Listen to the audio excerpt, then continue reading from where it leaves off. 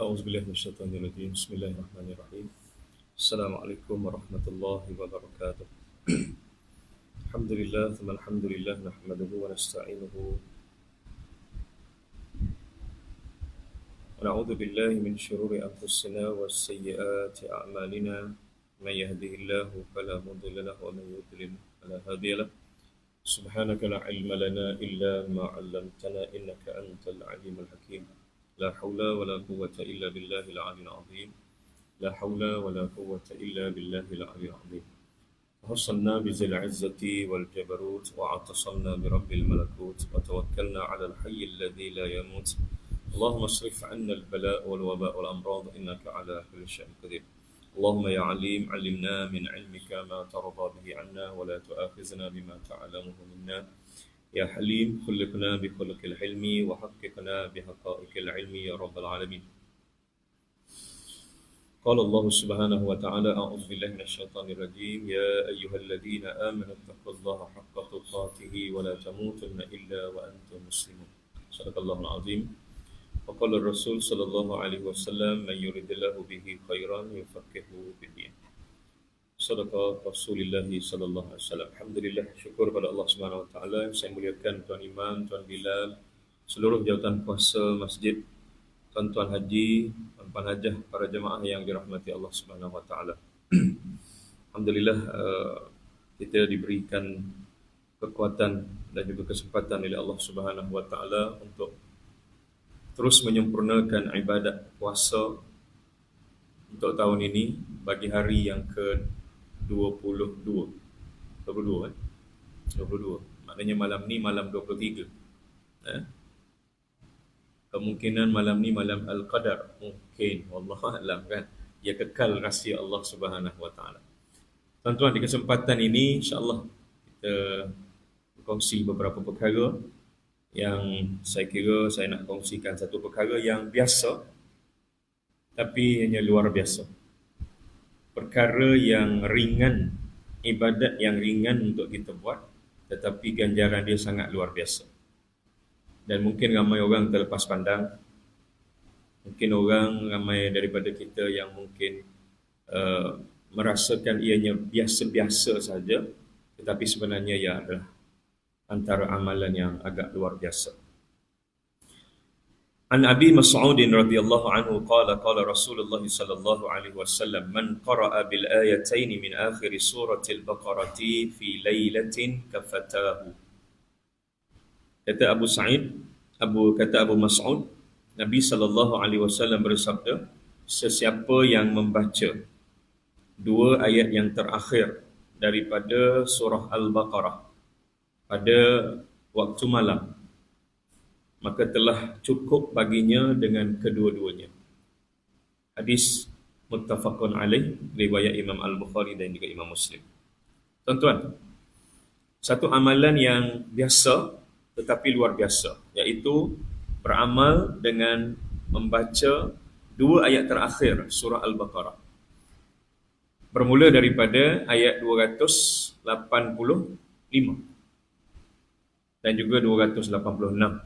Dua ayat yang terakhir. Amanar rasulu bima unzila ilaihi min rabbih wal mu'minun kullun amana billahi wa malaikatihi wa kutubihi wa rusulihi la nufarriqu baina ahadin min rusulihi wa qalu sami'na wa ata'na ghufranaka rabbana wa ilaikal masir. La yukallifullahu nafsan illa wus'aha laha ma kasabat wa 'alaiha ma iktasabat. Rabbana la tu'akhizna in nasina aw akhtana. Rabbana wa la tahmil 'alaina isran kama hamaltahu 'ala alladhina min qablina. Rabbana wa la tuhammilna ma la taqata lana bih wa'fu 'anna waghfir lana warhamna anta maulana fansurna 'alal qaumil kafirin. Dua ayat ni tuan-tuan, jangan tinggal tiap malam. Tolong jangan tinggalkan. Sebab ganjaran pahala dia besar. Dia sangat ringan. Saya bacakan tadi depan tuan-tuan. Berapa lama? Ada 10 minit. Ada 5 minit. Kita pas kira pun 20 minit kan. Lebih kurang 2 minit tak sampai. 1 minit aja. Kata Nabi, kafatahu. Dua ayat ini cukup bagi dia untuk malam tu. InsyaAllah kalau ada berkesempatan ni, saya nak bawa satu pandangan daripada Imam Al-Hafiz Ibn Hajar Al-Asqalani ketika mentakwilkan ataupun mensyarahkan hadis yang disebut oleh Abu Mas'ud tadi. Ada 7 pandangan yang dibawa oleh Ibnu Hajar. Mungkin kita sebut secara ringkaslah, tuan-tuan. Tapi sebelum itu, tuan-tuan, saya nak mengajak tuan-tuan, 2 ayat ini sangat-sangat mudah untuk kita amalkan. Kena pastikan lepas maghrib tu terus baca. Jangan ditunggu. Tak apa Ustaz, nanti lepas isyak kita baca. Nanti lepas isyak pula, kalau sekarang pula ada tarawih, tak apalah nanti lepas tarawih baca. Last sekali tak baca. Percayalah. Sebab itu kena amalkan bila? Lepas maghrib terus baca. Terus baca. Ada di setengah-setengah tempat, imam dia memang jadikan rutin lepas Ayatul Kursi, dia akan baca 2 ayat terakhir ini. Dan saya pun galakkanlah imam-imam kita ni.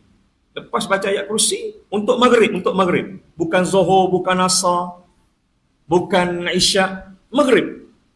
Khususan fil maghrib. Kenapa? Kerana permulaan malam. Bayangkan tuan-tuan, kalau 2 ayat ni dibaca pada malam Al-Qadar, berapa banyak? Seolah-olah dia baca 1000 bulan. Bayangkan. Dan saya ambil ayat ini tuan-tuan, sangat sesuai dengan waktu yang kita berada sekarang, iaitu pada 10 akhir Ramadan. Malam-malam akhir.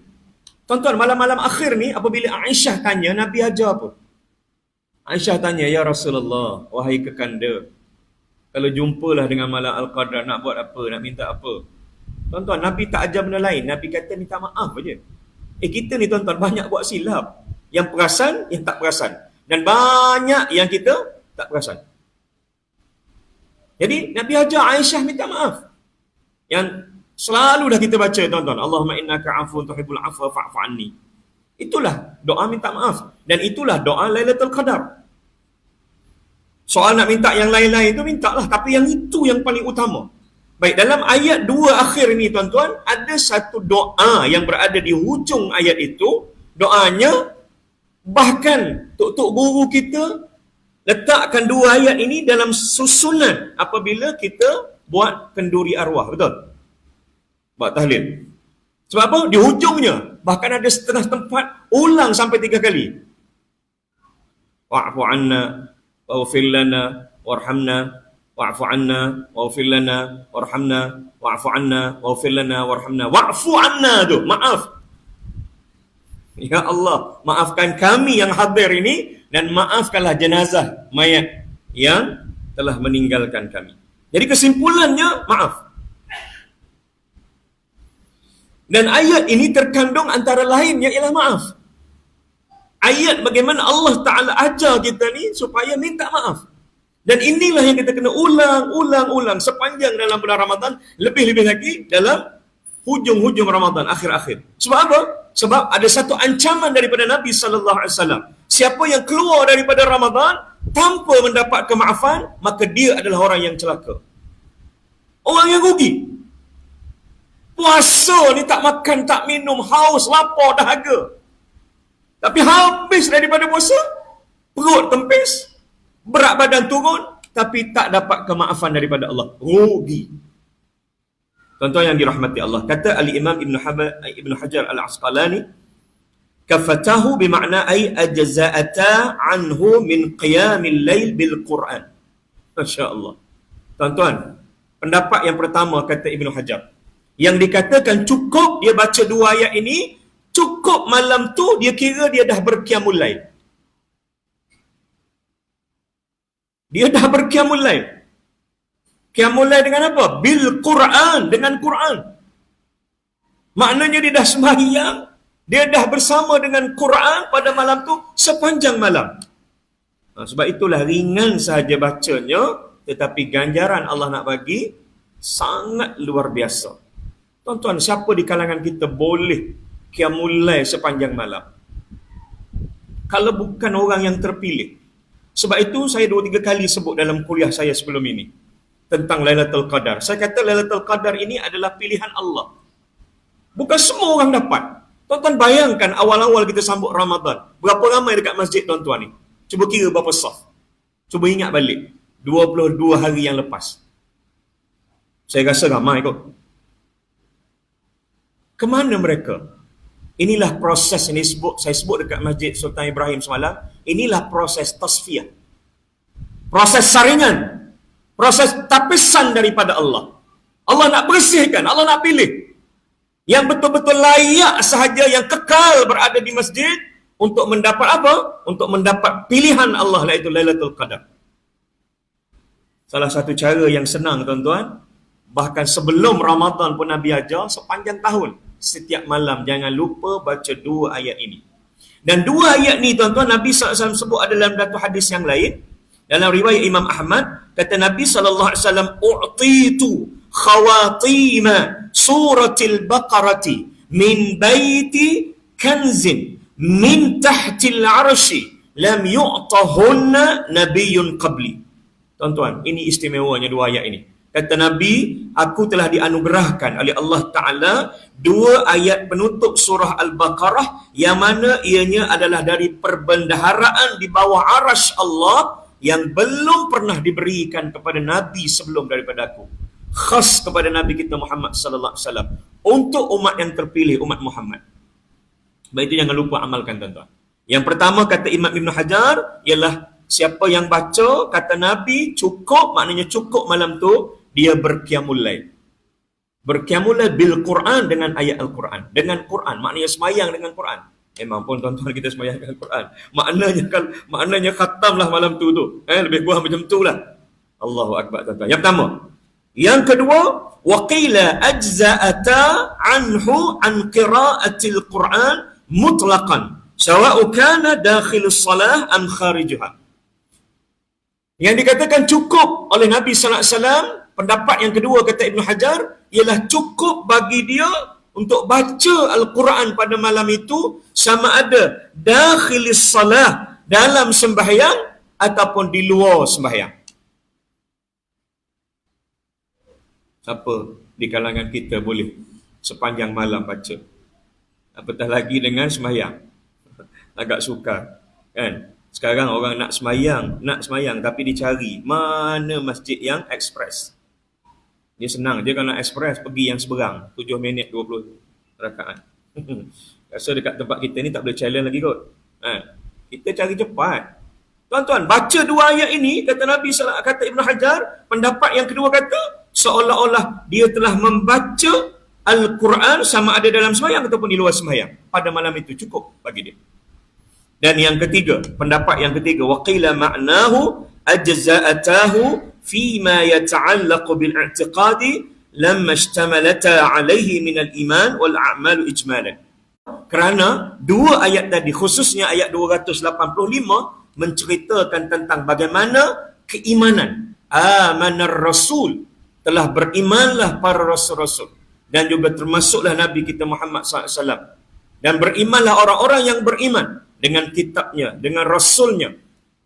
Maknanya tuan-tuan, kalau siapa baca 2 ayat ini, kata pendapat yang ketiga yang diambil oleh Ibn Hajar, mengatakan ianya telah mencukupi hal-hal yang berkaitan dengan keimanan dan keyakinan dia, i'tiqad dia.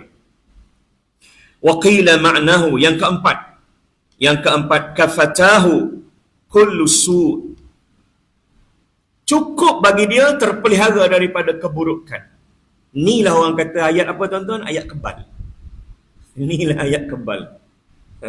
Jadi kalaulah kita ni pula malam ni pula tuan-tuan, memang tak nampak. Betul? Malam ni kan gelap. So macam-macam benda boleh berlaku malam. Jadi nak selamat waktu malam, jangan lupa baca ayat ini. Ini juga dikenali sebagai ayat pendinding. Daripada apa sahaja benda-benda yang buruk, benda-benda yang kita tak inginkan, keburukan-keburukan yang mungkin datang daripada pelbagai sudut. Jadi tuan-tuan, amalkan ayat 2 yang ini. Dah amal pun sebelum ni ustaz, tapi kadang buat, kadang tak buat. Kadang-kadang buat tu ikut-ikut. Kadang orang baca, kita baca. Ada orang tak baca, kita tak baca. Sebab apa? Sebab tak berapa nak faham. Apatah lagi tuan-tuan, kalau kita boleh faham daripada awal perkataan amanah ar-rasul hinggalah pada perkataan yang terakhir. Allah SWT sebut fansurna 'alal qaumil kafirin. Kalau kita boleh faham, lagi bagus. Kita baca dalam keadaan faham. Paling kurang faham makna dia. Seronok baca. Kenapa tuan-tuan? Datang dalam kepala kita yang pertama, alhamdulillah, Allah dah cukupkan pada malam ini. Tapi bukanlah maksud dia bila dah cukup qiyamul lail malam tu terus tidur tak bangun-bangun. Bukan begitu, kan? Maknanya kita dah ada, dan orang kata apa? Fixed deposit tu dah ada. Dah ada dah simpanan awal kita. Lepas tu kita minta bangun. Allah bagi pilihan, kita boleh bangun. Paling kurang pun kita dah ada dah tuan-tuan. Kita dah berada dalam keadaan sedar. Begitu juga kita diberikan perlindungan tadi. Begitu juga yang kedua tadi, kita dah dikira cukup untuk dikira sebagai orang yang membaca Al-Quran sama ada dalam ataupun di luar sembahyang. Dan Nabi SAW bila sebut tuan-tuan berkenaan dengan gangguan ini, kata Nabi SAW, Inna Allah kataba kitaban qabla an yakhluqa as-samawati wal-arda bi-alfai amin anzala minhu ayataini khatama bihima suratal baqarati wa la yuqra'ani fi dari thalatha layalin fayaqrabuha syaitan. Ini yang Ibn Hajar sebut cukup bagi dia terlindung daripada keburukan, iaitu berdasarkan juga kepada satu hadis yang diriwayatkan oleh Al-Imam Tirmizi. Kata Nabi SAW, sesungguhnya Allah Subhanahu Wa Taala telah menulis dalam kitab dia sebelum Allah ciptakan langit dan bumi dalam jangka masa 2000 tahun. Dan Allah menurunkan 2 ayat daripadanya untuk mengakhiri suratul Baqarah dengan kedua-dua ayat tersebut. Dan kata Nabi, tidaklah kedua-dua ayat tersebut apabila dibaca di dalam satu rumah selama 3 malam berturut-turut, niscaya rumah itu tidak berani lagi didekati oleh syaitan. Maknanya syaitan tak mampu lagi mendekati rumah yang telah dibaca 2 ayat tadi secara 3 malam berturut-turut. Seterusnya kata Al-Imam Ibn Hajar, yang keberapa tadi? Yang keempat. Yang kelima, waqila kafatahu syarrasy syaitan. Cukuplah bagi dia untuk diberi perlindungan daripada keburukan yang dibawa oleh syaitan. Waqila dafa'ata anhu syarral ins wal jin. Begitu juga cukup bagi dia diberi perlindungan oleh Allah Ta'ala daripada perkara-perkara keburukan yang berpunca daripada al-ins, daripada manusia, dan juga daripada jin. Tuan-tuan, ini kelebihan 2 ayat terakhir ini. Waqila ma'nahu kafatahu ma hasala lahu bisababihima min ath-thawabi an talabi syai'in akhar. Dan juga inilah ayat yang dikatakan cukup, kata Nabi SAW, iaitu cukuplah hasil daripada ganjaran pahala yang terhasil daripada kedua-dua ayat itu untuk memberikan kelebihan kepada orang yang membacanya. Cukup kan? Cukup dah kan? Tinggal lagi amal aja tuan-tuan. Amal aja. Dan nak amal, saya syorkan supaya kita tak terlepas, lepas maghrib terus buat. Jangan ditangguh. Tak apa Ustaz, nanti lepas qabliyah maghrib. Lepas qabliyah maghrib pula kita Assalamualaikum, ada member cuit tepi. Jom bawah. Kejap, sempat lagi. Apa? Ngeteh ke? Itu pun tak apa. Dalam perjalanan keluar tu, okay. Lepas ngeteh nanti insyaAllah lah. Semayang isyak. Lepas semayang isyak tak sempat nak buat apa-apa, bila dah panggil salat tarawih. Dah lupa dah. Lepas tarawih moreh lah pula tuan-tuan. Lepas moreh balik tidur, pergi. Jadi tuan-tuan, masuk aja maghrib, terus tuan-tuan, antara benda yang kita tak boleh lupa, yang kita jangan terlepas ialah untuk konsisten, istiqamah, bacalah 2 ayat terakhir suratul Baqarah ini. Moga-moga tuan-tuan kita sentiasa, yang pertamanya, sentiasa berada dalam keadaan kita dilindungi oleh Allah Subhanahu Wa Taala daripada keburukan-keburukan, sama ada keburukan itu datangnya daripada syaitan ataupun keburukan yang datang daripada manusia dan jin dan sebagainya. Dan cukuplah kita dengan kedua ayat itu, kita dikira telah melakukan ibadat kepada Allah Subhanahu Wa Taala sepanjang malam. Sebab itu tuan-tuan, dalam bulan Ramadan ini, khususnya pada akhir-akhir Ramadan inilah kita nak ambil kesempatan nak merebut sebanyak mana mungkin kita boleh rebut pahala yang dijanjikan. Kita rebut ke kita tak rebut, kita buat ke kita tak buat, Lailatul Qadar tetap dia menjengah. Yang ruginya siapa? Kita. Kalau kita tak buat, kita duduk saja je pun, Lailatul Qadar tetap datang. Bila? Wallahualam. Mungkin malam ni, mungkin dah malam tadi, mungkin malam besok, mungkin dan mungkin. Cuma akhir sekali lah kalau saya boleh kongsikan apa yang dikongsikan oleh Al-Imam Al-Ghazali. Kalaulah kita bermula pada hari Selasa ataupun hari Jumaat tahun tersebut, maka kemungkinan besar, kata Imam Ghazali, ianya berlaku pada malam yang ke-27. So, pada tahun ni kita mula hari Selasa, ikut petua Imam Ghazali, Lailatul Qadar jatuh pada malam 27. Dan malam 27 pada tahun ni ialah pada hari Sabtu nanti. Kan? Hari Ahad tu 27, maknanya malam Ahad. Hari Sabtu malam Ahad tu, yang itulah malam 27, yang itulah malam yang agak kritikal. Bahkan, kalau tak menggunakan pertua Imam Ghazali pun, kalau dikumpulkan banyak riwayat yang paling masyhur ialah berlakunya pada malam ke-27. Walaupun ada juga pendapat 23, ada juga pendapat 21, dan ada satu pendapat yang agak pelik sedikit, iaitu berlaku pada malam 24, malam ganjil. Tak apalah, semuanya itu ada dia punya pegangan dia punya dalil dia punya sumber-sumber dia yang kita boleh jadikan panduan. Apa yang penting, bermula daripada 2 malam lepas sehinggalah terusnya, semoga kita diberikan kekuatan oleh Allah Ta'ala untuk meraih ganjaran yang terbaik dan dipanjangkan umur kita untuk kita menyempurnakan walitukmilul iddah walitukabbirullaha ala ma hadakum wala'allakum tashkurun. Untuk kita menyempurnakan hari-hari yang telah ditetapkan oleh Allah Subhanahu Wa Ta'ala, malam-malam yang telah ditetapkan oleh Allah Subhanahu Wa Ta'ala, dan untuk kita membesarkan Allah Subhanahu Wa Ta'ala, dan akhirnya kita terpilih untuk mendapat ganjaran Lailatul Qadar pada tahun ini. Aqulu qauli hadza wa astaghfirullahal azim li wa lakum. Wassalamualaikum warahmatullahi wabarakatuh.